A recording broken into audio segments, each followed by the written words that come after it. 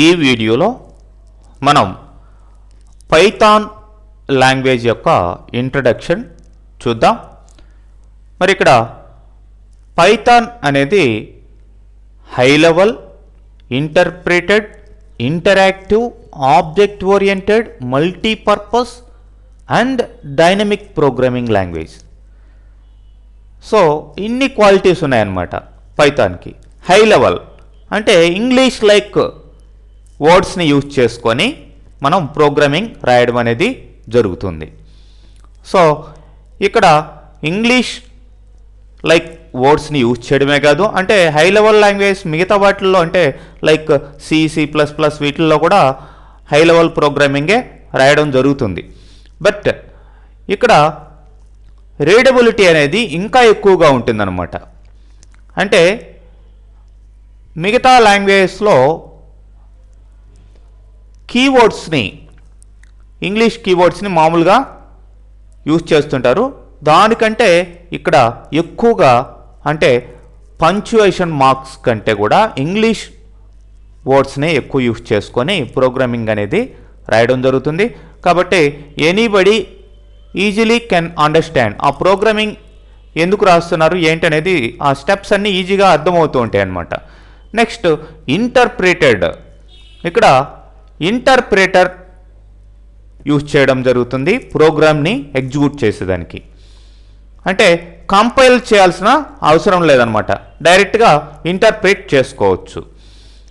Interactive, ఇది మీరు command లైన్లోకి వెళ్ళినట్లయితే పైథాన్ కమాండ్ లైన్లోకి అక్కడ డైరెక్ట్గా మీరు లైన్ బై లైన్ ప్రోగ్రామింగ్ రాస్తూ మీ యొక్క ఇంటర్ప్రిటర్తోని డైరెక్ట్గా ఇంటరాక్టివ్ మోడ్లో స్టెప్ బై స్టెప్ ఏం రాస్తున్నారు దాని యొక్క రిజల్ట్ చూసుకునేదానికి అవకాశం ఉంటుందన్నమాట. డైరెక్ట్గా ఇంటర్ప్రిటర్తోని మీరు ఇంటరాక్టివ్ మోడ్లోకి వెళ్ళచ్చు. నెక్స్ట్ ఆబ్జెక్ట్ ఓరియంటెడ్, ఇక్కడ ఆబ్జెక్ట్ ఓరియంటెడ్ ప్రోగ్రామింగ్ టెక్నిక్స్ని అప్లై చేయడం జరుగుతుంది. అంటే మామూలుగా సి అనేది ప్రొసీజరల్ ప్రోగ్రామింగ్, ఇది పైథాన్ అనేది object oriented programming. Like Java, C++ ఇలా ఆబ్జెక్ట్ ఓరియంటెడ్ ప్రోగ్రామింగ్లో ఏవైతే క్లాసెస్ ఆబ్జెక్ట్స్ ఇవన్నీ ఉన్నాయో ఆ ఫీచర్స్ అన్నిటిని కూడా పైథాన్లో మనం చూడొచ్చు. నెక్స్ట్ మల్టీపర్పస్ లాంగ్వేజ్, ఇది మల్టీపర్పస్ అండ్ డైనమిక్. ఇక్కడ మల్టీపర్పస్ అంటే మామూలుగా ఒక ప్రోగ్రామింగ్ లాంగ్వేజ్ని పర్టికులర్ పర్పస్ యూజ్ చేయడం జరుగుతుంది. అలా కాకుండా ఈ పైథాన్ అనేదాన్ని జనరల్ ప్రోగ్రామింగ్కి వాడచ్చు, వెబ్ ప్రోగ్రామింగ్కి వాడచ్చు, అట్లనే గేమ్స్ డిజైన్ చేసేదానికి వాడచ్చు, అట్లనే కంప్యూటర్ ఎయిడెడ్ డిజైనింగ్ 3Ds ఇట్లాంటివి డిజైన్ చేసేదానికి వాడచ్చు. ఇట్లా మల్టీపర్పస్గా ఈ పైథాన్ లాంగ్వేజ్ అనేది యూజ్ అవుతుంది.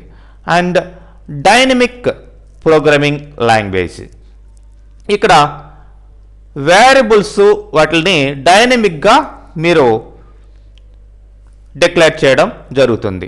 అంటే ఒక వేరియబుల్ని ముందరగానే ఇంటిజర్ ఏ, ఇంటిజర్ ఎక్స్ లేదంటే క్యారెక్టర్ ఏ ఇట్లా డిక్లేర్ చేయాల్సిన అవసరం లేదు. వేరియబుల్ ఎప్పుడు కావాల్సి ఉంటే అప్పుడు మీరు డిక్లేర్ చేసుకునే అవకాశం ఉందండి. ఇక్కడ డైనమికల్ వేరియబుల్స్ డిక్లరేషన్ ఉంది.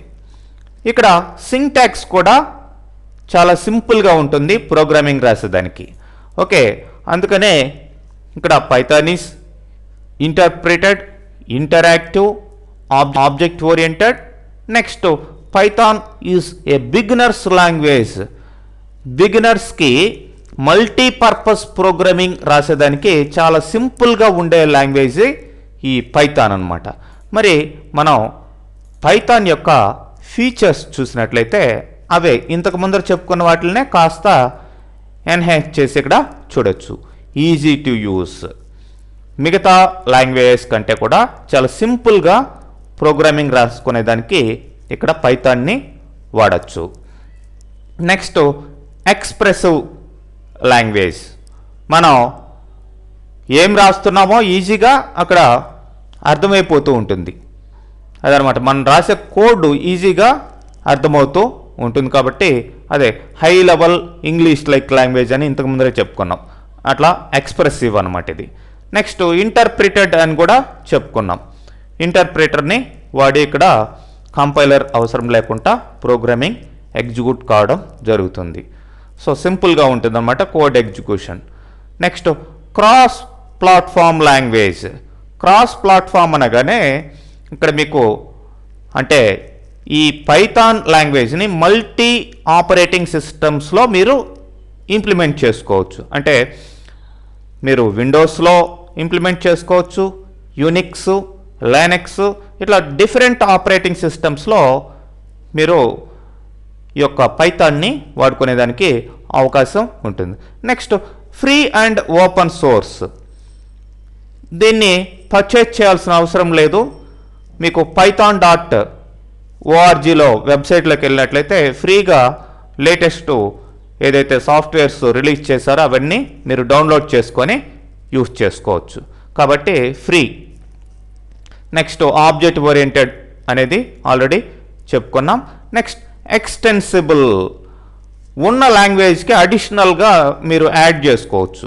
ఫర్ ఎగ్జాంపుల్ C++ వీటిల్లో ఏదైనా ఒక కోడ్ మీరు రాశారనుకోండి, దాన్ని అక్కడ ఎగ్జిక్యూట్ చేసి